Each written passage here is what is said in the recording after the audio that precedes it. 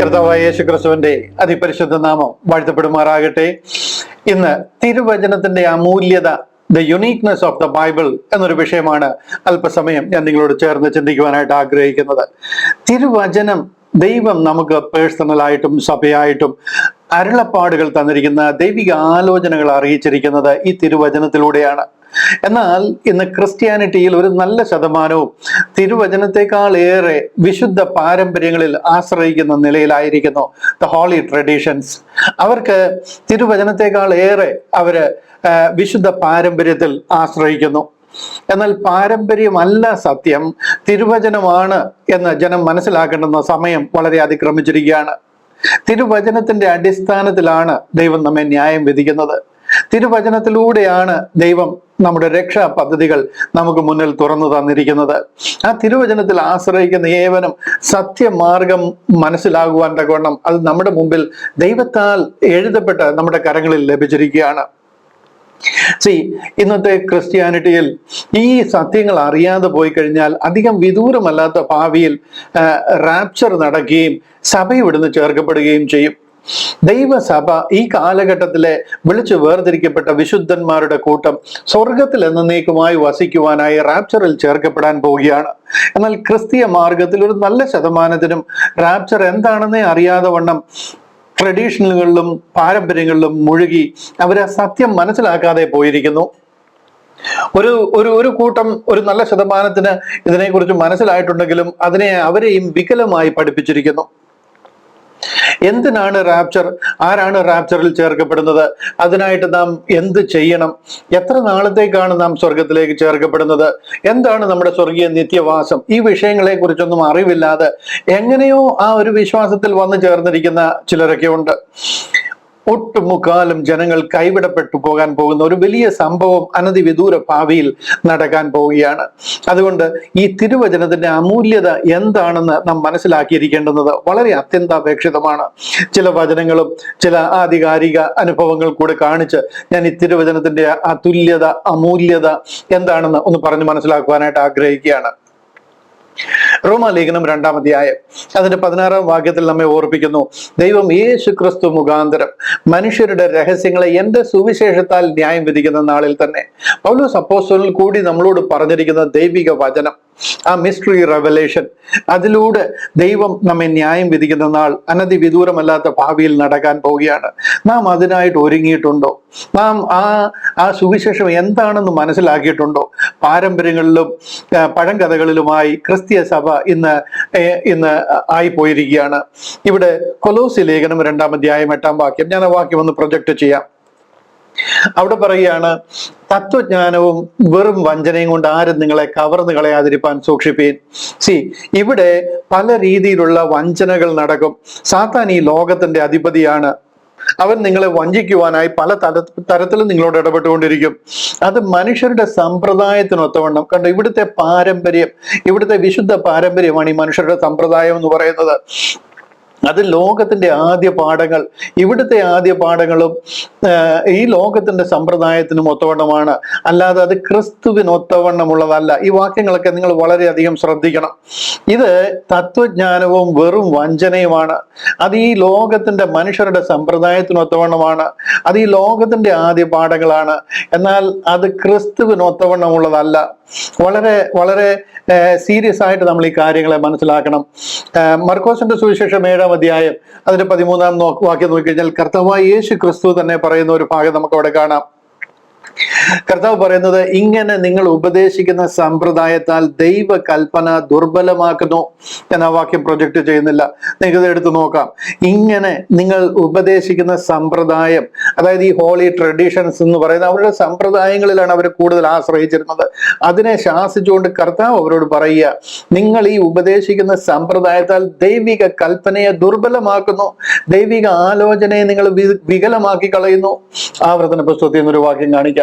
ആവർത്തന പുസ്തകം അതിന്റെ 4-ാം അധ്യായം 2-ാം വാക്യം കാണിക്കാം. ആവർത്തന പുസ്തകം 4-ാം അധ്യായം അതിന്റെ 2-ാമത്തെ വാക്യം അവിടെ പറയാണ്, ആവർത്തന പുസ്തകം 4:2 അവിടെ പറയാണ്, ഞാൻ നിങ്ങളോട് കൽപ്പിക്കുന്ന നിങ്ങളുടെ ദൈവമായ യഹോവയുടെ കൽപ്പനകളെ നിങ്ങൾ പ്രമാണിക്കണം. ഞാൻ നിങ്ങളോട് കൽപ്പിക്കുന്ന വചനത്തോട് കൂട്ടുകയോ അതിൽ നിന്ന് കുറയ്ക്കുകയോ ചെയ്യരുത്. ഇത് ദൈവിക കൽപ്പനകളാണ്. ഞാനൊരു ഒരു ചില വാക്യങ്ങൾ പെട്ടെന്ന് റാൻഡംലി ഇവിടുന്നും ഒക്കെ ആയിട്ട് നിങ്ങളെ ഒന്ന് കാണിച്ചത് എന്താണെന്ന് ചോദിച്ചു കഴിഞ്ഞാൽ, തുടക്കം മുതൽ ഒടുക്കം വരെയും കർത്താവ് നമ്മളെ അറിയിച്ചിരിക്കുന്ന ആലോചനകൾ തിരുവചന പ്രകാരമാണ്. ഇവിടെ ഒരു പാരമ്പര്യത്തിനും പ്രസക്തിയില്ല. ഇന്ന് ദൈവം നമ്മളോട് സംസാരിക്കുന്ന ദൈവവചനത്തിലൂടെയാണ്. ഇവിടെ സമ്പ്രദായങ്ങൾക്കോ പാരമ്പര്യങ്ങൾക്കോ ഒരു സ്ഥാനവുമില്ല എന്നൊരു സത്യം നിങ്ങൾ ഉൾക്കൊള്ളണം. ദൈവവചനം നമ്മുടെ രക്ഷയ്ക്ക് ആധാരമായിരിക്കുന്നതിനാൽ ദൈവം തന്നെ അത് നമുക്ക് തന്നിരിക്കുകയാണ്. ദൈവം തന്നെ അതിനെ പ്രിസർവ് ചെയ്തിരിക്കുക, അതായത് അതിനെ പരിപാലിച്ചിരിക്കുകയാണ്, കാത്തു സൂക്ഷിച്ചിരിക്കുക. മനസ്സിലാകുന്നുണ്ടോ? ദൈവവചനമാണ് നമുക്ക് രക്ഷയ്ക്ക് ആധാരം എന്നായതുകൊണ്ട് ദൈവം തന്നെ അത് നമുക്ക് തന്നിരിക്കുക. ദൈവം തന്നെ അതിനെ പ്രിസർവ് ചെയ്തുകൊണ്ടിരിക്കുക. ഞാൻ ചില വാക്യങ്ങൾ കാണിച്ച് എന്താണ് ഞാൻ പറയുന്നതെന്ന് കുറെ കൂടെ വെളിപ്പെടുത്തി തരാം. സങ്കീർത്തന ഭാഗങ്ങളിൽ നിന്ന് ഒരു ഭാഗം, സങ്കീർത്തന പുസ്തകങ്ങളിൽ നിന്ന് ഒരു ഭാഗം വായിച്ച് കേൾപ്പിക്കാം. സങ്കീർത്തനം 12 അതിന്റെ 6-7 വാക്യങ്ങൾ കാണിക്കാം.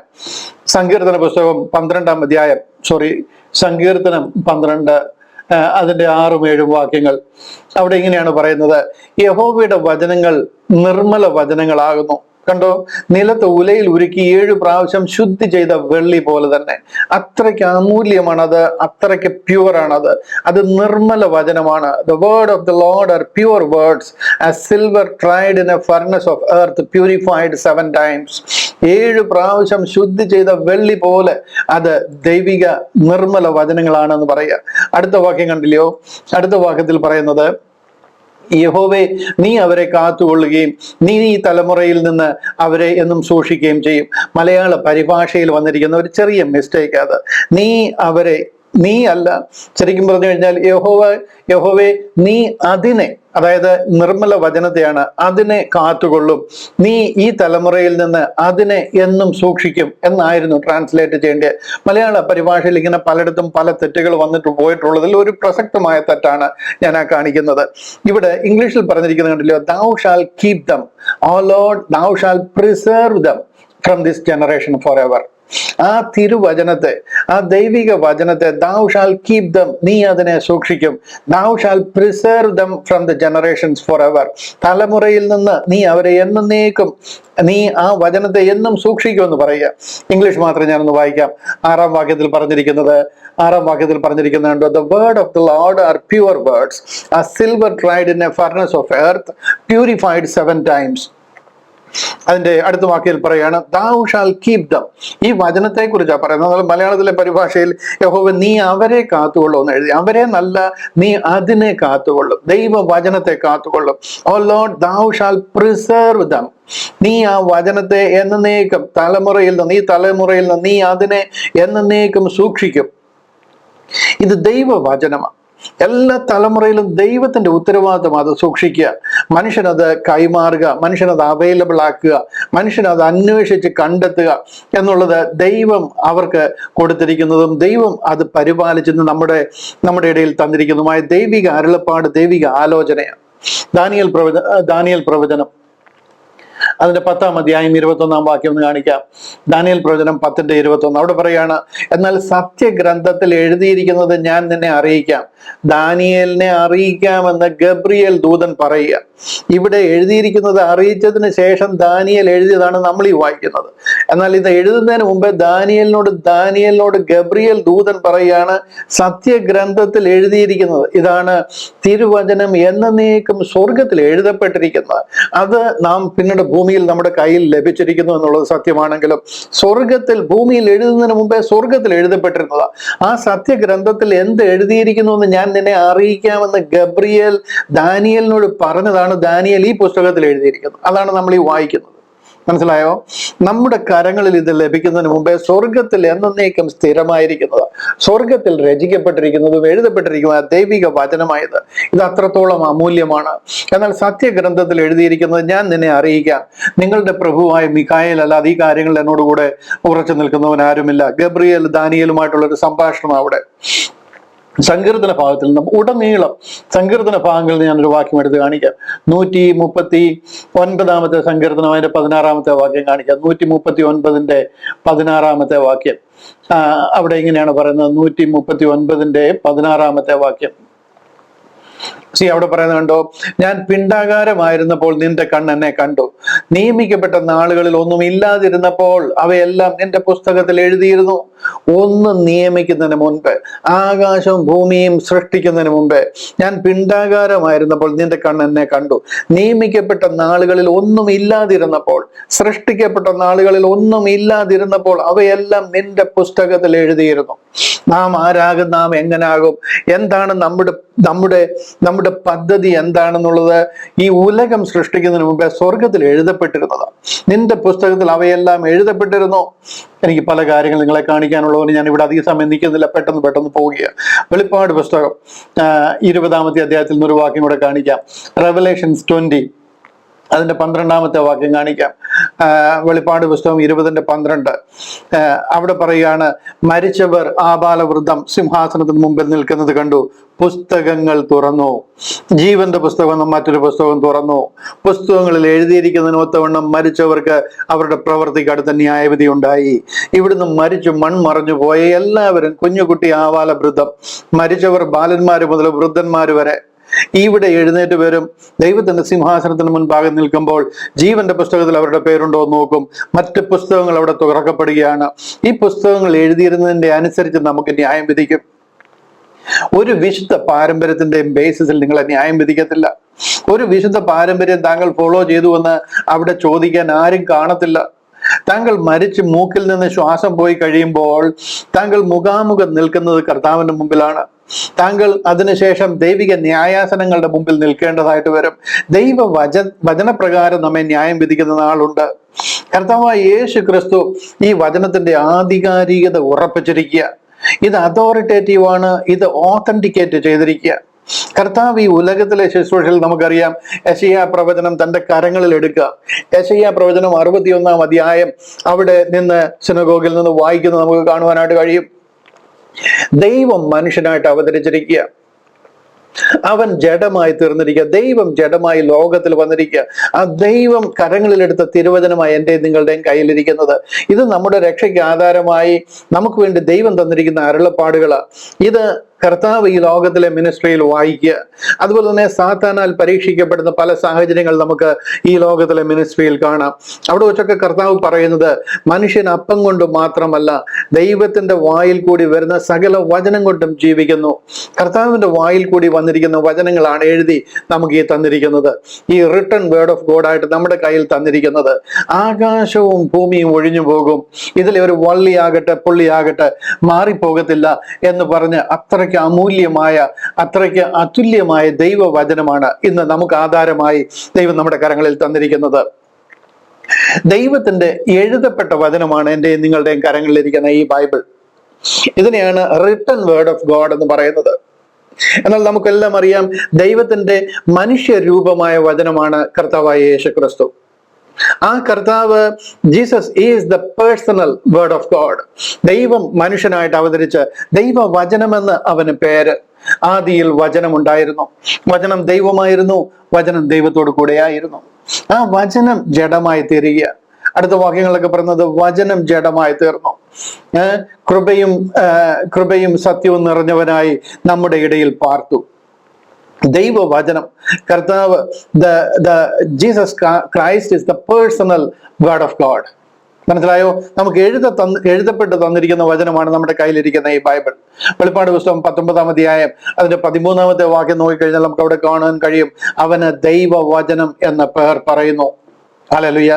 ആ കർത്താവിന്റെ അരുളപ്പാടുകളാണ് നമ്മുടെ കയ്യിൽ എഴുതി തന്നിരിക്കുന്നത്. വേറൊരു വാക്യം ഒന്ന് കാണിച്ചോട്ടെ. തിമോത്തിയോസിന് എഴുതിയ 1 ലേഖനം, 1 തിമോത്തി 2 തിമോത്തി 3:16, 2 തിമോത്തി 3:16 അവിടെ പറയുകയാണ്. തിമോത്തിയോസിന് എഴുതിയ 2 ലേഖനം അതിന്റെ 3 അധ്യായം 16 വാക്യം. അവിടെ പറയാണ്, എല്ലാ തിരുവഴുത്തും ദൈവശ്വാസീയമാകിയാൽ ദൈവത്തിന്റെ മനുഷ്യൻ സകല സൽപ്രവർത്തിക്കും വക പ്രാപിച്ച് തികഞ്ഞവനാകേണ്ടതിന് ഉപദേശത്തിനും ശാസനത്തിനും ഗുണീകരണത്തിനും നീതിയിലെ അഭ്യസനത്തിനും പ്രയോജനമുള്ളതാകുന്നു. ഇങ്ങനെ നമ്മുടെ കയ്യിൽ ഈ ആവശ്യങ്ങൾക്ക് വേണ്ടി നമ്മുടെ കയ്യിൽ ഏൽപ്പിച്ചിരിക്കുന്ന ദൈവവചനമാണ്. അതിന്റെ ആദ്യത്തെ ഭാഗത്ത് പറയുന്നുണ്ട്, എല്ലാ തിരുവഴുത്തും ദൈവശ്വാസീയമാകിയാൽ. This is very important. All scripture is given by inspiration of God. ദൈവശ്വാസീയമാകിയാൽ, ദൈവശ്വാസീയം എന്ന് പറഞ്ഞു കഴിഞ്ഞാൽ ഗാഡ് ബ്രീത്ത്ഡ് എന്നാണ്. ദൈവശ്വാസീയമാകിയാൽ, മനസ്സിലായോ? ഈ വാക്കിന്റെ അർത്ഥം എല്ലാ തിരുവഴുത്തും ദൈവശ്വാസീയം. ദൈവശ്വാസീയം എന്ന് പറഞ്ഞു കഴിഞ്ഞാൽ ദൈവത്തിന്റെ ആത്മാവിനാൽ രചിക്കപ്പെട്ടത്. മനസ്സിലായോ? പരിശുദ്ധ ആത്മാവിനാൽ രചിക്കപ്പെട്ട വചനമെന്നാണ്. ഈ വചനത്തിന്റെ ഓഥർ എന്ന് പറയുന്നത് പരിശുദ്ധ ആത്മാവാണ്. Author of this Bible is the Holy Spirit. പരിശുദ്ധ ആത്മാവിനാൽ രചിക്കപ്പെട്ട ബൈബിളാണ്. ആ ഓഥർ എന്ന വാക്കിൽ നിന്നാണ് അതോറിറ്റി എന്നൊരു ഇംഗ്ലീഷ് വാക്കുണ്ടായിരിക്കുന്നത്. ഈ ബൈബിൾ അതോറിറ്റേറ്റീവ് ആണ്. ഇതിൽ എന്തെങ്കിലും കാര്യങ്ങൾ നമുക്ക് മനസ്സിലാകുന്നില്ല എന്നുണ്ടെങ്കിൽ, ഈ ബൈബിളിൽ പറഞ്ഞിരിക്കുന്ന ഏതെങ്കിലും കാര്യം, ഈ ബൈബിളിൽ നല്ല ഏതൊരു ബുക്കാണെങ്കിലും ആ ബുക്കിൽ പറഞ്ഞിരിക്കുന്ന ഒരു കാര്യം നമുക്ക് മനസ്സിലാകുന്നില്ല എന്നുണ്ടെങ്കിൽ, the best person to consult is the author of that book എന്ന് പറഞ്ഞതുപോലെ, ഈ ബൈബിളിലെ എന്തെങ്കിലും കാര്യങ്ങൾ നമുക്ക് മനസ്സിലാകുന്നില്ല എന്നുണ്ടെങ്കിൽ ഇത് എഴുതപ്പെട്ടിരിക്കുന്ന ആരാലാണോ അദ്ദേഹത്തെയാണ് കൺസൾട്ട് ചെയ്യേണ്ടത്. പരിശുദ്ധ ആത്മാവിനാൽ രചിക്കപ്പെട്ടിരിക്കുന്ന ഒരു പ്രമേയമായത്. എല്ലാ തിരുവഴുത്തും ദൈവശ്വാസീയമാണ്. ദൈവത്തിന്റെ ശ്വാസം, ദൈവത്തിന്റെ ആത്മാവിനാൽ എഴുതപ്പെട്ടിരിക്കുന്നതാണ്. ഇത് ഗോഡ് ബ്രീത്ത്ഡ്, ഇത് അതോറിറ്റേറ്റീവ് ആണ്. അതുകൊണ്ട് തന്നെ പരിശുദ്ധ ആത്മാവിന്റെ അതോറിറ്റിയാണ് ഇതിന്റെ മേലെ ഉള്ളത്. ഇതിലുള്ള ഏതെങ്കിലും കാര്യങ്ങൾ മനസ്സിലാക്കണമെന്നുണ്ടെങ്കിൽ കൃപയിൽ ആശ്രയിച്ച് പരിശുദ്ധ ആത്മാവിനാൽ ഇതിനെ ധ്യാനിച്ചു കഴിഞ്ഞാൽ ഇത് മനസ്സിലാക്കുവാനായിട്ട് കഴിയും. ഈ തിരുവചനം ഗോഡ് ബ്രീത്ത്ഡ് ആണ്, അതുപോലെ തന്നെ ഇത് അതോറിറ്റേറ്റീവ് ആണ്, അതുപോലെ തന്നെ ഇത് കാനനൈസ്ഡ് ആണ്. ഈ തിരുവചനമായിരിക്കണം നമുക്ക് ഇരിക്കേണ്ടിയിരുന്നത്. എന്നാൽ നിർഭാഗ്യവശാൽ ഒരു നല്ല ശതമാനം ക്രിസ്തീയ സഭകൾക്കും തിരുവചനത്തിന് പ്രാധാന്യമേ ഇല്ല. ഇതിനെ ഉപയോഗിക്കുന്നതേ വളരെ ചുരുക്കമാണ്. ഇതിനു പകരം വേറെ പല വചനങ്ങളും അവർക്ക് എഴുതി അവരുടേതായിട്ടുള്ളതുകൊണ്ട് വിശുദ്ധ പാരമ്പര്യങ്ങളിൽ അവർ ഏറ്റവും ആശ്രയിച്ചായിരിക്കുന്നു. അവിടെ തന്നെ ഏറ്റവും വലിയൊരു തെറ്റാണ് വിശ്വാസി എന്നുള്ള നിലയിൽ അവർ വരുത്തിയിരിക്കുന്നത്. ഞാനത് എന്തിനാ എടുത്തു കാണിക്കുന്നതെന്ന് ചോദിച്ചു കഴിഞ്ഞാൽ, നമ്മുടെ മുന്നിൽ ഇനി അധികം സമയമില്ല. അടുത്ത ദിവസം നമുക്കുള്ളതാണോ എന്നറിയാൻ വയ്യാത്ത നിലയിൽ കാര്യങ്ങൾ ഡെവലപ്പ് ആയിക്കൊണ്ടിരിക്കുക. അതുകൊണ്ട് ഈ വചനത്തിന്റെ ഒരു ആധികാരികത, ഇതിന്റെ ഒരു അമൂല്യത, ഇതിന്റെ ഒരു ആവശ്യം നമ്മൾ മനസ്സിലാക്കി പൂർണ്ണമായിട്ട് ഈ വചനത്തിൽ ആശ്രയിക്കുവാൻ ഇതിലൂടെ ഞാൻ നിങ്ങളെ പ്രബോധിപ്പിക്കുകയാണ്. ഈ ബൈബിളിന്റെ ആധികാരികത തെളിയിക്കാൻ ചില കാര്യങ്ങൾ കൂടി ഞാനൊന്ന് ഓർപ്പിക്കുക. ഇതിൽ പറഞ്ഞിരിക്കുന്ന 80 to 90% prophecies has already been fulfilled. ഈ ബൈബിളിൽ എഴുതിയിരിക്കുന്ന പ്രാവചനിക ഭാഷയിൽ എഴുതിയിരിക്കുന്ന ഒത്തിരി കാര്യങ്ങളുണ്ട്. അതിലെ ഒരു 80 മുതൽ 90% വരെയുള്ള കാര്യങ്ങൾ ഓൾറെഡി നിറവേറി കഴിഞ്ഞിരിക്കുകയാണ്. ചില കാര്യങ്ങൾ നിങ്ങളുടെ ഓർമ്മയ്ക്ക് വേണ്ടിയിട്ട് ഞാൻ പറഞ്ഞു പോകാം. ചിലത് കാണിക്കേണ്ടത് വിഷയങ്ങളുണ്ടെങ്കിൽ ഞാൻ അതിന്റെ റെഫറൻസ് കാണിക്കാം. ഇവിടെ മീഖാ പ്രവചനം 5:2, മീഖാ പ്രവചനം 5:2 ഞാനൊന്ന് കാണിക്കാം. 5:2 അവിടെ പറയുകയാണ്, മീഖ 5:2 അവിടെ പറയുകയാണ്, നീയോ ബേത്ലഹേം എഫ്രാത്തെ, നീ യഹൂദ സഹസ്രങ്ങളിൽ ചെറുതായിരുന്നാലും ഇസ്രായേലിന് അധിപതിയായിരിക്കേണ്ടുന്നവൻ എനിക്ക് നിന്നിൽ നിന്ന് ഉത്ഭവിച്ചു വരും. അവന്റെ ഉത്ഭവം പണ്ടേ ഉള്ളതും പുരാതനമായത് തന്നെ. കർത്താവായ യേശു ക്രിസ്തുവിന്റെ ജനനം എഫ്രാത്തിലെ ബേത്ലഹേമിലാണ് എന്ന് പറയുക. Hallelujah, hallelujah. കർത്താവ് ബേത്ലഹേമിൽ ജനിക്കുമെന്നുള്ളതിന്റെ ഒരു പരമപ്രധാനമായ പ്രവചനമാണ് ഈ മീഖ 2 പറഞ്ഞിരിക്കുന്നത്. അതുപോലെ തന്നെ യെശയ്യാ പ്രവചനം 53-ാമത്തെ അധ്യായം അത് വായിച്ചാൽ നിങ്ങൾക്ക് കാണാം, ദ സഫറിംഗ് സെർവന്റ്, കഷ്ടം അനുഭവിക്കുന്ന ദൈവത്തിന്റെ ദാസനായിട്ട് മശിഹ ലോകത്തിൽ അവതരിക്കും എന്ന അക്കമിട്ട് 53-ാമത്തെ അധ്യായത്തിൽ യെശയ്യാ പ്രവാചകൻ എഴുതിയിരിക്കുകയാണ്. അതിലെ ഓരോ വാക്യങ്ങളും വായിച്ചു കഴിഞ്ഞാൽ നിങ്ങൾക്ക് കാണുവാൻ കഴിയും, ദ സഫറിംഗ് സെർവന്റ്, കർത്താവ് കഷ്ടം അനുഭവിക്കുന്നവനായ ലോകത്തിലേക്ക് വരും. സാംസ് 22, സങ്കീർത്തനങ്ങൾ 22, ദാവീദ് പ്രാവചനിക ഭാഷയിൽ എഴുതിയിരിക്കുന്നു. കർത്താവിന്റെ ക്രൂശീകരണത്തെ മുന്നിൽ കണ്ടുകൊണ്ട് എഴുതിയിരിക്കുക. ബാശാൻ കൂറ്റങ്ങളെന്നെ വളഞ്ഞു, കാളകളെന്നെ ചുറ്റിയിരിക്കുന്നു, എൻ്റെ അങ്കിക്കായി അവർ ചീട്ടിടുന്നു. അക്ഷരം പ്രതി ഓരോന്ന് അക്കമിട്ട് ആ വിഷയങ്ങളെ അവിടെ സങ്കീർത്തനം 22 നിരത്തിയിരിക്കുക.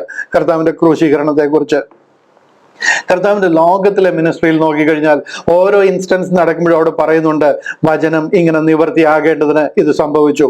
ഏകദേശം 300-ൽ പരം പ്രവചനങ്ങൾ ഈ പഴയ നിയമത്തിൽ പ്രാവചനിക ഭാഷയിൽ എഴുതിയിരുന്ന കാര്യങ്ങൾ കർത്താവിന്റെ ജീവിതകാലത്ത് തന്നെ ഒരു 300-ലധികം പ്രവചനങ്ങൾ നിവൃത്തിയായതായി ബൈബിളിൽ നമുക്ക് രേഖകൾ കാണുവാനായിട്ട് കഴിയും.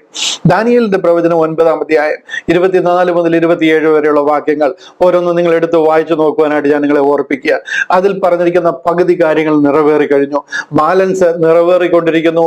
അധികം വിദൂരമല്ലാത്ത ഭാവിയിൽ പൂർണ്ണമായി നിറവേറുകയും 1000 ആണ്ട് വാഴ്ചയോടുകൂടി ആ വെള്ള സിംഹാസനത്തിലെ ന്യായവിധിയോടുകൂടി ഈ ദൈവിക സൃഷ്ടി, ഈ കാലം എന്ന പദ്ധതി ഇവിടെ അവസാനിക്കും. അതിനോടകം നാം സ്വർഗത്തിൽ ചേർക്കപ്പെടുകയും നിത്യ സ്വർഗവാസത്തിലേക്ക് നമ്മൾ കടക്കുകയും ചെയ്യും. അനുഗ്രഹീതമായ ദൈവിക പദ്ധതികൾ തിരുവചനത്തിൽ കൂടി നമുക്ക് എഴുതി തന്നിരിക്കുകയാണ്. 66 പുസ്തകങ്ങൾ എഴുതി നമ്മുടെ കരങ്ങളിൽ ഏൽപ്പിച്ചിരിക്കുകയാണ്.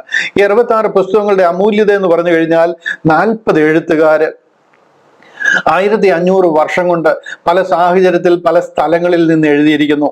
രാജാക്കന്മാര്, പ്രവാചകന്മാര്, പുരോഹിതന്മാര്, ശാസ്ത്രിമാര്, മീൻപിടുത്തക്കാര്, അങ്ങനെ പല തുറകളിലുള്ള ആൾക്കാര് പല സ്ഥലങ്ങളിൽ ഇരുന്നുകൊണ്ട് പല കാലഘട്ടങ്ങളിൽ ഇരുന്നുകൊണ്ട് ഒരാൾ മറ്റൊരാളെ കണ്ടിട്ട് കൂടെ ഇല്ലാത്ത നിലയിൽ ഈ 1500 വർഷത്തിലെ ആ ഒരു വർഷം കൊണ്ട് ഈ എഴുതിയിരിക്കുന്ന പുസ്തകമാണ് നാം ഈ കാണുന്ന ഉൽപ്പത്തി മുതൽ വെളിപ്പാട് വരെ നമ്മുടെ കയ്യിൽ എഴുതി തന്നിരിക്കുന്ന ദൈവിക വചനം.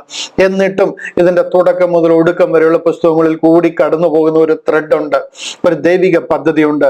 The central theme of the Bible is the redemptive program of mankind through the Messiah, through Jesus Christ. കർത്താവായ യേശു ക്രിസ്തുവിലൂടെ പാപിയായി തീർന്ന മനുഷ്യരാശിയെ വീണ്ടെടുക്കുന്ന ദൈവിക പദ്ധതിയാ ഉൽപ്പത്തി മുതൽ വെളിപ്പാട് വരെ എഴുതിയിരിക്കുന്നത്. ആ ഒരു ത്രെഡ് ഒരിടത്ത് പോലും മുറിഞ്ഞു പോകാതെ വളരെ കൃത്യമായിട്ട് അതിനെ കമ്പൈൽ ചെയ്ത് അത് എഴുതി ചേർത്തിരിക്കുക. ഹല്ലേലൂയ. 66 ബുക്കുകളിൽ 40 വിവിധ എഴുത്തുകാർ 1500 വർഷങ്ങൾ കൊണ്ട് എഴുതി തീർത്തിരിക്കുന്ന ബുക്കാണ് ദൈവവചനം ഇന്ന് നമ്മുടെ കരങ്ങളിലായിരിക്കുന്നത്. ഹല്ലേലൂയ. ഇതെല്ലാം നമ്മളെ കാണിക്കുന്നത് ഇത് ദൈവിക പദ്ധതിയാണ്. 100 കണക്കിന് കൈയെഴുത്ത് പ്രതികൾ പരിശോധിച്ച് നോക്കി ഇതിന്റെ ആധികാരികത ഇതിനെ ഉറപ്പാക്കിയിട്ടുള്ളതാണ്. ആദ്യ കാലഘട്ടങ്ങളിൽ അനേക കൈയെഴുത്ത് പ്രതികൾ അവൈലബിൾ ആയിരുന്നു. ആ മാനുസ്ക്രിപ്റ്റുകൾ 100 കണക്കിന് പ്രതികൾ നമുക്ക് അന്ന് അവൈലബിൾ ആയിരുന്നു. അതിനെയൊക്കെ വെരിഫൈ ചെയ്ത് നോക്കിയിട്ടാണ് ഇതിനെ കാനനൈസ് ചെയ്തിരിക്കുന്നത്, ഇത് അതോറിറ്റേറ്റീവായിട്ട് പ്രഖ്യാപിച്ചിരിക്കുന്നത്. 4-ാം നൂറ്റാണ്ടിൽ ഈ ബൈബിൾ 66 പുസ്തകങ്ങളായിട്ട് എഴുതി നമ്മുടെ കരങ്ങളിൽ തരുമ്പോൾ ഇതിനെ കാനനൈസ് ചെയ്ത് ഇതിനെ അതോറിറ്റേറ്റീവായിട്ട് പ്രഖ്യാപിക്കുമ്പോൾ അനേക കൈയെഴുത്ത് പ്രതികൾ പരിശോധിച്ച് നോക്കിയിട്ട് ഇതിന്റെ വിശ്വാസ യോഗ്യത ഉറപ്പാക്കിയിരിക്കുകയാണ്. ഇന്നും നമുക്ക് അത് ഉറപ്പാക്കുവാനായിട്ട് നമുക്ക് അവൈലബിൾ ആയിട്ടുള്ള 2 main set of manuscript, Greek മാനുസ്ക്രിപ്റ്റുകൾ ഇന്നും അവൈലബിൾ ആണ്. അതിൽ ഒന്നിന് കോഡെക്സ് വത്തിക്കാനസ് എന്ന് പറയും. വത്തിക്കാനിലെ മ്യൂസിയത്തിൽ അവൈലബിൾ ആയിരിക്കുന്ന കോഡെക്സ് വത്തിക്കാനസ്, അത് AD 350-കളിൽ നമുക്ക് ലഭിച്ച ഒരു കൈയെഴുത്ത് പ്രതിയാണ്. ബൈബിളിന്റെ മുഴുവനും ബൈബിളിന്റെ കൈയെഴുത്ത് പ്രതിയാണ് ആ കോഡെക്സ് വത്തിക്കാനസ് എന്ന് പറയുന്ന ആ ഒരു പ്രതി, ആ ഒരു മാനുസ്ക്രിപ്റ്റ്. അതുപോലെ തന്നെ കോഡെക്സ് സിനൈറ്റിക്കസ് എന്ന് പറയുന്ന അടുത്ത ഒരു മാനുസ്ക്രിപ്റ്റ് നമുക്ക് ലഭിച്ചിട്ടുണ്ട്. മൗണ്ട് സിനായിൽ നിന്ന് ലഭിച്ചിരിക്കുന്നതാണ്. അതുകൊണ്ടാണ് അതിനെ സിനൈറ്റിക്കസ് എന്ന് പറയുന്നത്. വത്തിക്കാനിൽ സൂക്ഷിച്ചിരിക്കുന്നതുകൊണ്ടാണ് അതിനെ വത്തിക്കാനസ് എന്ന് പറയുന്നത്. ഈ 2 കൈയെഴുത്ത് പ്രതികളും ഇന്നും അവൈലബിൾ ആണ്. ആ കൈയെഴുത്ത് പ്രതികൾ വെച്ച് നമുക്ക് ഇന്നത്തെ ബൈബിളിനെ ക്രോസ് ചെക്ക് ചെയ്ത് നോക്കുവാൻ കഴിയും. ഗ്രീക്ക് ഭാഷയിൽ എഴുതിയിരിക്കുന്ന 2 മാനുസ്ക്രിപ്റ്റുകൾ ഇന്നും നമ്മുടെ കയ്യിൽ അവൈലബിൾ ആണ്. ചുരുക്കി പറഞ്ഞു കഴിഞ്ഞാൽ നമുക്ക് കമ്പയർ ചെയ്യാവുന്ന വിധത്തിൽ 3-ാം നൂറ്റാണ്ട് മുതൽ അവൈലബിൾ ആയിട്ടുള്ള ഈ മാനുസ്ക്രിപ്റ്റുകൾ ഇന്നും കമ്പയർ ചെയ്ത് നോക്കി ഇതിന്റെ ആധികാരികത ഉറപ്പുവരുത്തുവാൻ കഴിവുള്ളതാണ്. അങ്ങനെ ഉറപ്പുവരുത്തിയിട്ടുള്ള ബുക്കാണ് ഇന്ന് പ്രിന്റ് ചെയ്ത് നമ്മുടെ കയ്യിൽ, നമ്മുടെ രക്ഷയ്ക്കായിട്ട് ദൈവം നമ്മുടെ കയ്യിൽ തന്നിരിക്കുന്നത്. അത് ദൈവം ശുദ്ധി ചെയ്തിരിക്കുന്ന നിർമ്മല വചനമാണ്. അത് ദൈവം പ്രിസർവ് ചെയ്തിരിക്കുന്ന ദൈവവചനമാണ്. അതുകൊണ്ട് തന്നെ അതിൽ പരിപൂർണമായിട്ട് ആശ്രയിക്കുവാൻ ഞാൻ നിങ്ങളെ ഓർപ്പിക്കുകയാണ്. ഇത്രമാത്രം ഹാർഡ്ഷിപ്പിൽ കൂടെ ഒക്കെ കടന്നു പോയെങ്കിലും ഈ ബൈബിളിൽ കൂടി ഉൽപ്പത്തി മുതൽ വെളിപ്പാട് വരെ എഴുതിയിരിക്കുന്ന പുസ്തകങ്ങളിലെ ആധികാരികത, അതിൽ എഴുതിയിരിക്കുന്ന വചനങ്ങളിലെ ആ ഒരു ഐക്യത, ഇതെല്ലാം നമ്മെ എടുത്തു കാണിക്കുന്നത്, വിരൽ ചൂണ്ടുന്നത് ഇതിന്റെ പിന്നിൽ മനുഷ്യ കരങ്ങളല്ലാത്ത ഒരു അദൃശ്യ കരമുണ്ട്, ദൈവിക കരമുണ്ട്. കാര്യം ഇത് ദൈവവചനമാണ്. ഇതിൻ പ്രകാരം ദൈവം നമ്മെ ന്യായം വിധിക്കുന്ന ഒരു നാളുണ്ട്. ഹല്ലേലൂയ. ഇന്ന് സാത്താൻ ഏറ്റവും വെറുക്കുന്ന പുസ്തകവും ഭയപ്പെടുന്ന പുസ്തകവും ഈ ബൈബിളാണ്. കാര്യം എന്താണെന്ന് ചോദിച്ചു കഴിഞ്ഞാൽ അവനെ കുറിച്ചും അവന്റെ അന്ത്യ ന്യായവിധിയെ കുറിച്ചും എല്ലാം പരസ്യമായി എഴുതിയിരിക്കുന്ന പുസ്തകമാണ് ഈ ബൈബിൾ. ഇന്നത്തെ രക്ഷാ പദ്ധതി എന്താണ്? കൃപയാൽ വിശ്വാസം മൂലം നാം രക്ഷിക്കപ്പെടുന്ന പദ്ധതി ആർക്കും മനസ്സിലാകുന്ന രീതിയിൽ എഴുതിയിരിക്കുന്ന പുസ്തകമാണ്. അതുകൊണ്ട് തന്നെ സാത്താൻ ഈ ബൈബിളിനെ വെറുക്കുന്നു. അവൻ ഇതിനെ ഭയപ്പെടുന്നു. ഇത് മറ്റുള്ളവരിൽ എത്തരുത് എന്നവൻ ആഗ്രഹിക്കുന്നു. അതുകൊണ്ട് തന്നെ ഇതിനെ എന്തെങ്കിലുമൊക്കെ കറക്ഷൻസും മാനിപ്പുലേഷൻസും ഒക്കെ വരുത്തി ഇതിനെ കറപ്റ്റ് ആക്കുവാൻ അവനാൽ ആവോളം അവൻ അധ്വാനിച്ചുകൊണ്ടിരിക്കുന്നു. ഇന്ന് നമുക്കറിയാം, ഈ തിരുവചനം എഴുതുമ്പോൾ ഓൾഡ് ടെസ്റ്റ്മെന്റ് എഴുതിയിരുന്നത് എബ്രായ ഭാഷയിലാണ്. പഴയ നിയമം എബ്രായ ഭാഷയിലും അതിലെ ചില പുസ്തകങ്ങൾ അരമായിക് ഭാഷയിലുമാണ് എഴുതിയിരുന്നത്. എന്നാൽ പുതിയ നിയമം എന്ന് പറയുന്നത് ഗ്രീക്ക് ഭാഷയിൽ എഴുതിയിരിക്കുന്നതാണ്. കൊയിനെ ഗ്രീക്ക് എന്ന് പറയുന്ന ഒരു ലാംഗ്വേജ് ആണ് ആ ഗ്രീക്ക് ഭാഷയിൽ അതിനുവേണ്ടി പുതിയ നിയമത്തിൽ ഉപയോഗിച്ചിരിക്കുന്നത്. എന്നാൽ കർത്താവായ യേശു ക്രിസ്തു വരുന്നതിന് മുൻപ് BC 200, 300 ആ കാലയളവിൽ യഹൂദന്മാരുടെ ഇടയിൽ അവരുടെ ആ സ്ക്രിപ്ചേഴ്സ് അത് എഴുതിയിരുന്ന ഒരു വേർഷൻ ഉണ്ട്. അതിനെയാണ് അത് ഗ്രീക്കിൽ ട്രാൻസ്ലേറ്റ് ചെയ്ത് എഴുതിയിരുന്ന ഒരു വേർഷൻ ഉണ്ട്. അതിനെയാണ് സെപ്റ്റുവിജന്റ് വേർഷൻ എന്ന് പറയുന്നത്. നമ്മളത് ബൈബിൾ സെപ്റ്റുവിജന്റ് വേർഷൻ ബൈബിൾ എന്ന് പറയാറുണ്ട്. ആക്ച്വലി അത് ബൈബിൾ അല്ല, ശരിക്കും അത് തനാക്കാണ്. യഹൂദന്റെ വിശുദ്ധ ഗ്രന്ഥമായ തനാക്കാണ്. അന്ന് ബൈബിൾ ഇല്ല. ആ പഴയ നിയമം, അതായത് ആ സെപ്റ്റുവിജന്റ് വേർഷൻ കൊയിനെ ഗ്രീക്ക് ഭാഷയിൽ എഴുതിയിരിക്കുന്നതാണ്. എന്തിനാണ് ഇത് ഗ്രീക്കിൽ എഴുതുന്നത്? യഹൂദന്റെ ഗ്രന്ഥമാണെന്നുണ്ടെങ്കിൽ അത് എബ്രായ ഭാഷയിൽ എഴുതിയാൽ പോരെ. എബ്രായ ഭാഷയല്ലേ അവന്റെ ആധികാരികതയുള്ള ഭാഷ? ആണ്, എബ്രായ ഭാഷയാണ്. എങ്കിലും യഹൂദൻ എല്ലാവരും എബ്രായ ദേശത്തില്ല. അവർ ഉലകം മുഴുവനും ചിതറിപ്പോയിരിക്കുകയാണ്. അവരെ അന്ന് അറിയപ്പെടുന്ന ദേശത്തിന്റെ അങ്ങേയറ്റം മുതൽ ഇങ്ങേയറ്റം വരെ ദൈവം ചിതറിച്ചിരിക്കുക. ആ ദേശങ്ങളിലെല്ലാം വർഷങ്ങളായിട്ട്, 100 കണക്കിന് വർഷങ്ങളായിട്ട് AD 720 ഷർഗോനും സൽമാനസറും ഒക്കെ അവരെ പിടിച്ചുകൊണ്ട് പോയ നാള് മുതൽ അവർ ചിതറിപ്പോയിരിക്കുക. അവർക്ക് ഗ്രീക്ക് ഭാഷയാണ്, ഗ്രീക്ക് ആധിപത്യത്തിലാണ് അവരായിരിക്കുന്നത്. അതുകൊണ്ട് ഗ്രീക്ക് ഭാഷയിൽ എഴുതി കഴിഞ്ഞാലേ അവർക്ക് കാര്യങ്ങളെ, അവരുടെ തലമുറകൾക്ക് കാര്യങ്ങളെ ഗ്രഹിക്കുവാൻ കഴിയത്തുള്ളൂ. അതുകൊണ്ട് സെപ്റ്റുവിജന്റ് വേർഷൻ എഴുതിയിരിക്കുന്നത് ഗ്രീക്ക് ഭാഷയിലാണ്. ഹല്ലേലൂയ. ഇതാണ് അതിൻ്റെ ഒരു ഭാഷകളിൽ ആ കാലഘട്ടത്തിൽ അവൈലബിൾ ആയിരുന്ന ഭാഷകളും ബുക്കുകളും. എന്നാൽ ഇന്ന് അതിനെ ഏകദേശം ഒരു 3600-ലേറെ ഭാഷകളിലായിട്ട് അതിനെ ട്രാൻസ്ലേറ്റ് ചെയ്യുകയും തർജ്ജമ ചെയ്യുകയും അതിനെ പല ഭാഷകളിലും ഡയലക്റ്റുകളിലും പ്രിന്റ് ചെയ്യുകയും ഒക്കെ ചെയ്തിരിക്കുന്നതായിട്ട് നമുക്കറിയാം. ബൈബിൾ ട്രാൻസ്ലേഷനെ കുറിച്ച് നിങ്ങൾക്ക് ഒരു പെട്ടെന്നൊരു ഐഡിയ കിട്ടുവാൻ വേണ്ടി ഞാൻ ഒരു പിക്ചർ ഒന്ന് കാണിക്കാം. അതിൽ നിന്ന് ഒരു നല്ല ഒരു ഐഡിയ ഈ വിഷയത്തിൽ നിങ്ങൾക്ക് ലഭിക്കുവാനായിട്ട് ഇടയായിത്തീരും. ഇത് കണ്ടില്ലയോ, നമ്മുടെ ഈ ഒരു ഓവർവ്യൂ ഞാനൊന്ന് കാണിക്കുക. Overview of the Bible history. ഇത് നമുക്ക് കർത്താവ് യേശു ക്രിസ്തു ഉലകത്തിൽ വരുന്ന ഭാഗം ഇവിടെയാണ്. ഈ ക്രൂശാണ് കർത്താവ് ലോകത്തിൽ വരുന്ന ഭാഗം. ആ ക്രൂശ് മുതൽ മേലേക്ക് നോക്കിക്കഴിഞ്ഞാൽ നമുക്ക് കാണാം 400, 500, 600. ഇവിടെ വരുമ്പോഴത്തേന് ഓരോ കാലഘട്ടങ്ങളെ നമുക്ക് കാണാം. ഇവിടെ 1000, അതിനുശേഷം 1400, 1500, 2000. ഇവിടെ വരുമ്പോൾ 4000. ഈ തുടങ്ങുന്നത് 4000. അതായത് കർത്താവ് യേശു ക്രിസ്തുവിന് 4000 വർഷം വരെയാണ് മുൻപ് പഴക്കമുള്ളത്. ഇവിടെ ക്രിയേഷൻ, ദ ഫോൾ എന്ന് പറയുന്നത് ആദമിന്റെ വീഴ്ചയെ കുറിച്ചാണ് ഇവിടെ പറയുന്നത്.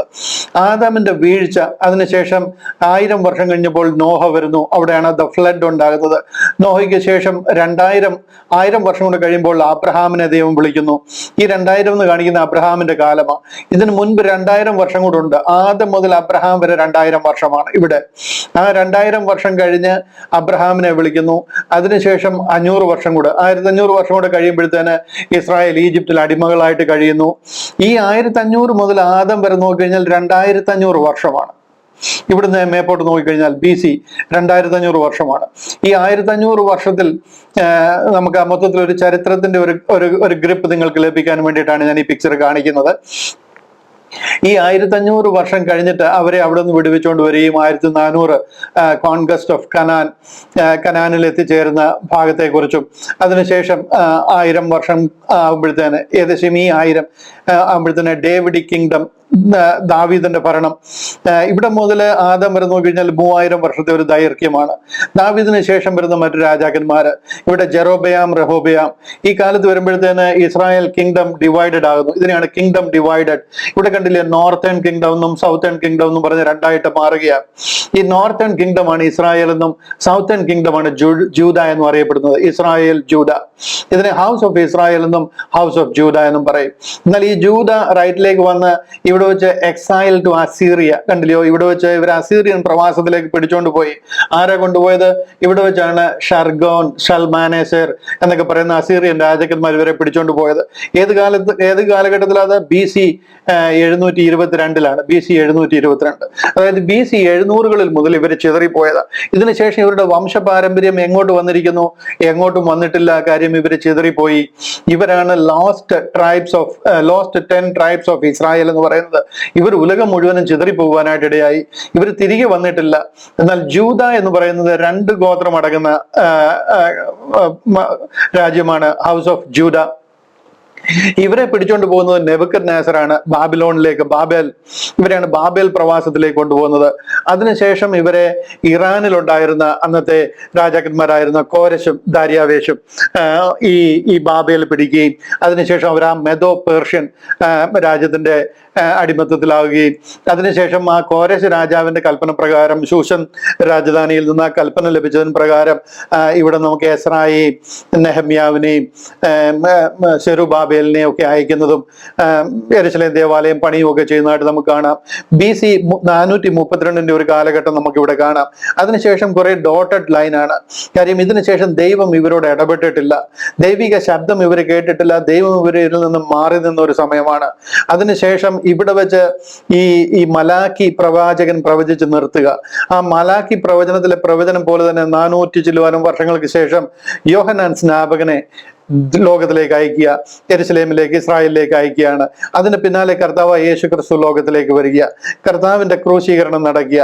ആ ക്രൂശീകരണത്തിന് ശേഷം നമുക്കറിയാം ആക്ട്സ് ഓഫ് അപ്പോസ്റ്റൽ ഈ 33 AD ഈ ഭാഗത്തെ കാര്യങ്ങൾക്ക് ശേഷം പൗലോസ് അപ്പോസ്തലനെ ഇവിടെ വെച്ച് വിളിക്കുകയും gospel of the grace of God എന്ന് പറയുന്ന ഒരു ടൈം പീരീഡ് ആരംഭിക്കുക.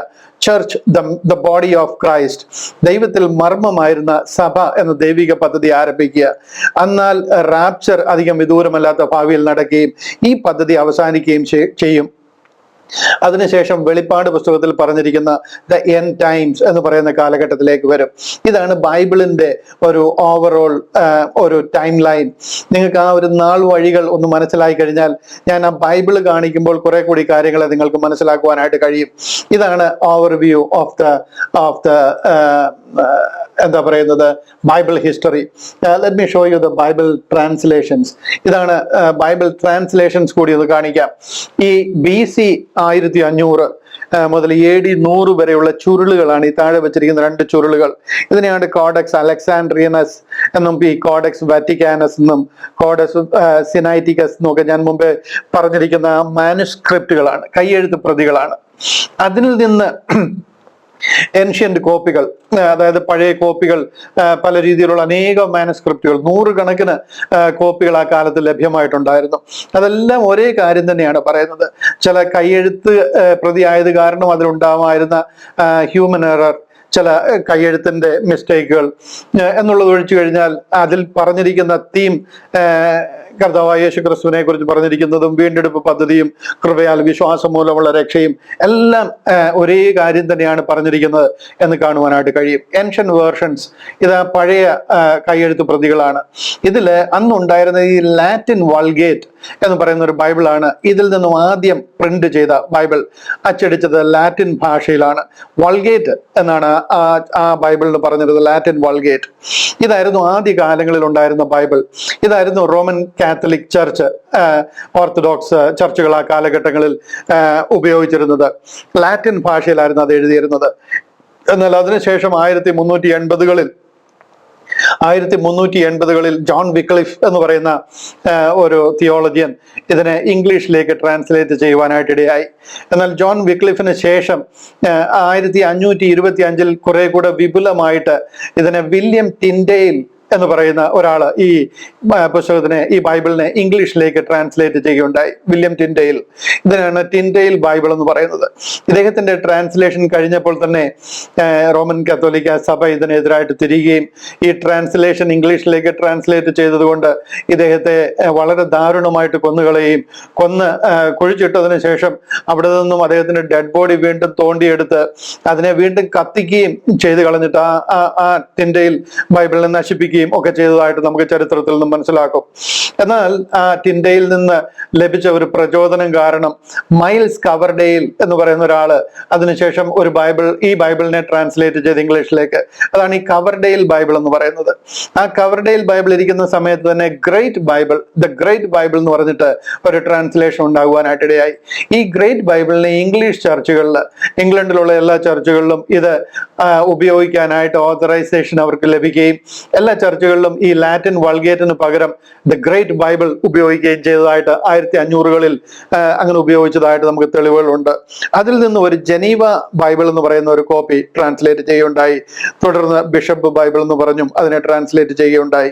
എന്നാൽ ഈ ട്രാൻസ്ലേഷൻസിനെ ഒക്കെ ഉപരിയായിട്ട് ഇതിന്റെ മേലെ king James version Bible 1611 king James, ഇംഗ്ലണ്ടിലെ രാജാവായിരുന്ന കിങ് ജെയിംസ്. ഇവിടെ നമ്മൾ മനസ്സിലാക്കണം, ഈ വില്യം ടിൻഡെയിലിനെ കത്തിച്ചു കളയുന്നത്, കൊന്നുകളയുന്ന ഒരു ഇംഗ്ലീഷ് രാജാവാണ്. അതായത് ഹെൻറി 8-ാമന്റെ കാലത്താണ് വില്യം ടിൻഡെയിലിനെ കൊന്നുകളയുന്നതും അദ്ദേഹത്തിന്റെ ഡെഡ് ബോഡി വീണ്ടും തോണ്ടി അതിനെ തീ കൊളുത്തി കത്തിക്കുകയും ഒക്കെ ചെയ്യുന്നത്. അന്ന് വില്യം ടിൻഡെയിൽ മരിക്കുമ്പോൾ തന്നെ തന്റെ പ്രാർത്ഥനയായിരുന്നു, Lord open the eyes of English kings, ഇംഗ്ലണ്ടിലെ രാജാക്കന്മാരുടെ കണ്ണ് നീ തുറക്കണം എന്ന് പറഞ്ഞ് അദ്ദേഹത്തെ ദാരുണമായിട്ട് കൊല ചെയ്യുമ്പോൾ ആ പ്രാർത്ഥനയോടുകൂടിയാണ് അദ്ദേഹം ജീവൻ വെടിയുന്നത്. ആ പ്രാർത്ഥന ദൈവം കേട്ടുകൊണ്ട് ഇംഗ്ലണ്ടിലെ രാജകുടുംബത്തിൽ നിന്ന് തന്നെ രാജാവ് കിങ് ജെയിംസ് 1-ാമനെ ദൈവം എഴുന്നേൽപ്പിക്കുകയും തന്റെ കാലഘട്ടത്തിൽ ഏകദേശം 40 അന്നത്തെ പ്രമുഖരായിരുന്ന സ്കോളേഴ്സിനെ വെച്ചിട്ട് ഈ ബൈബിൾ ഇംഗ്ലീഷിലേക്ക് താൻ ട്രാൻസ്ലേറ്റ് ചെയ്യുകയുണ്ടായി. ഒരു രാജാവ് തന്നെ രാജകീയ അനുമതിയോടുകൂടി ട്രാൻസ്ലേറ്റ് ചെയ്ത ഒരു ബൈബിളാണ് കിങ് ജെയിംസ് വേർഷൻ ബൈബിൾ. ഇതാണ് ഇന്ന് ലോകത്തിൽ അവൈലബിൾ ആയിരിക്കുന്ന, അതായത് 1611 മുതൽ അവൈലബിൾ ആയിരിക്കുന്നതിലെ ഏറ്റവും ഓതന്റിക് ആയിട്ടുള്ള ദൈവവചനം അല്ലെങ്കിൽ ബൈബിൾ. അതിനുശേഷമാണ് അതിൽ നിന്ന് English revised version, American standard version എന്നൊക്കെ പറയുന്നുള്ള വേർഷൻസ് വരുവാനായിട്ടിടയായത്. എന്നാൽ ഞാൻ മുൻപേ ഓർപ്പിച്ചതുപോലെ ഏകദേശം 3600-ലധികം വേർഷൻ പല ഭാഷകളിലായിട്ട് ഇന്ന് ചെയ്തിട്ടുണ്ട്. 2000 ആണ്ടിന് ശേഷം പല ഭാഷകളിലും പല വേർഷനുകളിലും ഈ ബൈബിൾ ഇന്ന് ട്രാൻസ്ലേറ്റ് ചെയ്ത് പല നിറത്തിലും ഭാവത്തിലും കളറിലും ഒക്കെ ആയിട്ട് ഇന്ന് അവൈലബിൾ ആക്കിയിട്ടുണ്ട്. ESV, REB, NIV, NASB ഇതെല്ലാം അതിലെ ചില വേർഷനുകളാണ്. NKJV, living version, NEB, NAB, NLT, NRSV ഇതെല്ലാം പല വേർഷനുകളാണ്. ആയിരക്കണക്കിന് വേർഷനുകൾ ഇന്ന് അവൈലബിൾ ആണ്. ഇത്രമാത്രം വേർഷൻസ് ഇതിൽ അവൈലബിൾ ആയിരിക്കുമ്പോൾ തന്നെ പലതിലും പല തെറ്റുകളും പല എററുകളും പല മാനിപ്പുലേഷൻസും ഒക്കെ വരുത്താൻ ഇതിന്റെ പിന്നിൽ പ്രവർത്തിക്കുന്ന സാഹചര്യവശാൽ അതിൽ കടന്നുകൂടാൻ സാത്താനിക ശക്തികൾ പ്രവർത്തിക്കുന്നുണ്ട് എന്നുള്ളത് നമുക്ക് മറന്നു പോകുവാൻ കഴിയത്തില്ല. അതുകൊണ്ട് തന്നെ ഞാൻ നിങ്ങളെ വീണ്ടും വീണ്ടും ഓർപ്പിക്കുകയാണ്, 1611 അത് പ്രിന്റ് ചെയ്യുകയും 1769 ഒരിക്കൽ അത് റിവൈസ് ചെയ്യുവാനായിട്ടിടയായി. അതിൻ്റെ സ്പെല്ലിംഗ് കറക്ഷൻസും ചെറിയ വാചകങ്ങളുടെ കൺസ്ട്രക്ഷൻ അതിൽ ഒരല്പം ഭേദഗതി വരുത്തി റിവൈസ്ഡ് വേർഷൻ കിങ് ജെയിംസിൽ നിന്ന് തന്നെ ചെയ്യുവാനായിട്ടിടയായെങ്കിലും ഇന്ന് ഏറ്റവും ഓതന്റിക് ആയിട്ടുള്ള വേർഷൻ ഈ റിവൈസ്ഡ് അല്ലെങ്കിൽ ഈ കിങ് ജെയിംസ് വേർഷൻ 1611, 1769 ഈ വേർഷൻ ആണ് എന്ന് ഞാൻ ഒരിക്കൽ കൂടി ഊന്നി പറയുകയാണ്. Most widely sold in USA. ഇന്ന് USA-യിൽ, അമേരിക്കയിൽ ഏറ്റവും കൂടുതൽ വിൽപ്പന നടക്കുന്ന NIV, NLT, KJV, ESV versions ആണ്. First Bible taken to America കണ്ടുപിടിച്ചതിന് ശേഷം ആദ്യമായിട്ട് അവിടെ കൊണ്ടുപോയത് ജനീവ ബൈബിളാണ്. അതുപോലെ തന്നെ first Bible printed in USA KJV ആണ്. ഇത് പ്രിന്റ് ചെയ്തത് 1782. ഇതാണ് ബൈബിളിന്റെ വേർഷനുകളെ കുറിച്ച് നിങ്ങൾക്ക് തരുവാനായിട്ട് ആഗ്രഹിക്കുന്ന ഒരു രൂപരേഖ. ഇതെല്ലാം ഞാൻ കാണിക്കുന്നത് എന്തിനാന്ന് ചോദിച്ചു കഴിഞ്ഞാൽ ബൈബിളിന്റെ ഒരു ഓതന്റിസിറ്റി, അതിന്റെ ആ ഒരു വിശ്വാസ യോഗ്യത നിങ്ങൾക്ക് പൂർണ്ണമായിട്ട് മനസ്സിലാകുവാൻ വേണ്ടിയിട്ടാണ്. ഇനി അല്പം മലയാളം ബൈബിളിനെ കൂടെ പറഞ്ഞ് ഞാൻ ഈ വീഡിയോ അവസാനിപ്പിക്കുവാനായിട്ട് ആഗ്രഹിക്കുകയാണ്. 1811 വരെ മലയാള ഭാഷയിൽ നമുക്ക് ബൈബിൾ അവൈലബിൾ അല്ലായിരുന്നു. പെഷിത്ത എന്ന് പറയുന്ന ഒരു സുറിയാനി ബൈബിളാണ് അന്ന് കേരളത്തിൽ അവൈലബിൾ ആയിരുന്നത്. കേരളത്തിൽ ആദ്യ കാലഘട്ടം മുതലേ ക്രിസ്തീയ വിഭാഗങ്ങൾ ഉണ്ടെങ്കിലും പെഷിറ്റ എന്ന് പറയുന്ന ഒരു സുറിയാനി വേർഷനാണ് നമ്മൾ ഉപയോഗിച്ചിരുന്നത്. 1811 വരെ മലയാളം ഭാഷയിൽ ബൈബിൾ നമുക്ക് അവൈലബിൾ ആയിരുന്നില്ല. ഈ ബൈബിൾ നമുക്ക് അവൈലബിൾ ആയിരുന്നില്ല. നാം അന്ന് വരെ ആ സുറിയാനി വേർഷൻ ബൈബിളാണ് ഉപയോഗിച്ചിരുന്നത്. എന്നാൽ ഡോക്ടർ ക്ലൗഡിയസ് ബുഖാനൻ ഈ മിഷണറി ഇന്ത്യയിലേക്ക് വരികയും അദ്ദേഹം കൽക്കട്ട ആസ്ഥാനമാക്കി പ്രവർത്തിക്കുകയും ചെയ്തു. എന്നാൽ കൽക്കട്ടയിൽ നിന്നും അദ്ദേഹം കേരളത്തിൽ വന്നു കഴിഞ്ഞപ്പോൾ കേരളത്തിലെ സ്ഥിതിഗതികൾ മനസ്സിലാക്കിയ ഡോക്ടർ ബുഖാനൻ അദ്ദേഹം കേരളത്തിൽ മലയാളം ബൈബിളിന്റെ ആവശ്യകത മനസ്സിലാക്കുകയും അന്ന് റാന്നി സെന്റ് തോമസ് വലിയ പള്ളിയിൽ സൂക്ഷിച്ചിരുന്ന ഈ പെഷിറ്റ ബൈബിൾ അതിൻ്റെ ഒരു മുഴുവൻ പ്രതി അദ്ദേഹം അവിടെ നിന്ന് കൊണ്ടുപോവുകയും 1811 മത്തായി, മർക്കോസ്, ലൂക്കോസ്, യോഹന്നാൻ എന്ന 4 സുവിശേഷങ്ങൾ ബോംബെയിലുള്ള കൊറിയർ എന്ന് പറയുന്ന ഒരു പ്രസിൽ മലയാളത്തിൽ അതിനെ പ്രിന്റ് ചെയ്ത് മത്തായി, മർക്കോസ്, ലൂക്കോസ്, യോഹന്നാൻ ഈ 4 സുവിശേഷങ്ങൾ മാത്രം കേരളത്തിൽ കൊണ്ടുവന്ന് വിതരണം ചെയ്യുവാനായിട്ടിടയായി. അതാണ് കേരളത്തിൽ നമുക്ക് മലയാളത്തിൽ ലഭിച്ച ആദ്യത്തെ ബൈബിൾ. ഇതിന്റെ പരിഭാഷയിൽ ഡോക്ടർ ക്ലൗഡിയസ് ബുഖാനെ സഹായിച്ചത് പുലിക്കോട്ടിൽ ജോസഫ് മൽപ്പാനെന്നും കായംകുളം ഫിലിപ്പോസ് റംബാനെന്നും ഒക്കെ പറയുന്ന ഒരാളാണ് ഇതിന് ഈ ഡോക്ടർ ക്ലൗഡിയസിനെ സഹായിച്ചത്. അതുകൊണ്ട് തന്നെ ഇതിനെ ബുഖാനൻ ബൈബിൾ എന്നും റംബാൻ ബൈബിൾ എന്നും ഒക്കെ നമ്മുടെ ഇടയിൽ പറയാറുണ്ട്. ഇതാണ് മലയാളത്തിൽ നമുക്ക് ആദ്യമായിട്ട് ലഭിച്ച ബൈബിൾ. എന്നാൽ പിന്നീട് CMS മിഷണറിമാര് reverend Benjamin Bailey, Thomas Norton, Henry Baker ഇതുപോലുള്ള അനേകം മിഷണറിമാര് വരുവാനായിട്ടിടയായി. CMS മിഷണറിമാര് especially reverend Benjamin Bailey Kottayam ആസ്ഥാനമാക്കിയാണ് ഇവരൊക്കെ പ്രവർത്തിച്ചിരുന്നത്. നമുക്കിന്നും കോട്ടയത്ത് ബേക്കർ ജംഗ്ഷനൊക്കെ കാണാം. ബേക്കർ ജംഗ്ഷൻ ആണ്, അത് ഈ ഹെൻറി ബേക്കറിന്റെ പേരിലാണ്. അദ്ദേഹത്തിന്റെ പ്രവർത്തനങ്ങൾ നടന്നിരുന്ന സ്ഥലമായതുകൊണ്ടാണ് ബേക്കർ ജംഗ്ഷനായിട്ട് അത് ഇന്നും അറിയപ്പെടുന്നത്. ബേക്കറി ജംഗ്ഷൻ അല്ല, അത് ബേക്കർ ജംഗ്ഷൻ ആണ്. Henry Baker, Thomas Norton, reverend Benjamin Bailey. ഈ ബെഞ്ചമിൻ ബെയ്ലി ആയിരുന്നു CMS കോളേജ് സ്ഥാപിച്ചത്. അദ്ദേഹമാണ് CMS പ്രസ് സ്ഥാപിച്ചത്.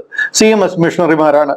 അന്ന് അദ്ദേഹം ചാത്തുമേനോൻ എന്ന് പറയുന്ന ഒരു മലയാളി സാഹിത്യകാരനായിരുന്ന, സംസ്കൃതത്തിലും മലയാളത്തിലും ഇംഗ്ലീഷിലും ഒക്കെ പ്രാവീണ്യമുണ്ടായിരുന്ന ഒരു തഹസീൽദാർ, മദ്രാശി ആസ്ഥാനമാക്കി പ്രവർത്തിച്ചിരുന്ന ആ ഒരു തഹസീൽദാരെ ബെഞ്ചമിൻ ബെയ്ലി കോട്ടയത്തേക്ക് കൊണ്ടുവരികയും അദ്ദേഹത്തെ കൊണ്ട് ഈ ബൈബിൾ ട്രാൻസ്ലേറ്റ് ചെയ്യിപ്പിക്കുകയും മലയാളത്തിലേക്ക് ട്രാൻസ്ലേറ്റ് ചെയ്യിപ്പിച്ച് അതിനെ കമ്മട്ടം നിരത്തി, കമ്മട്ടമൊക്കെ കോട്ടയത്ത് തന്നെ ഉണ്ടാക്കി ഒരു പ്രസ്, CMS പ്രസ് സ്ഥാപിക്കുകയും അച്ചടിപ്പുര എന്നാണ് ആ പ്രസിന്റെ പേര്. ഇന്നത് CMS പ്രസ് എന്ന പേരിൽ അറിയപ്പെടുന്നു.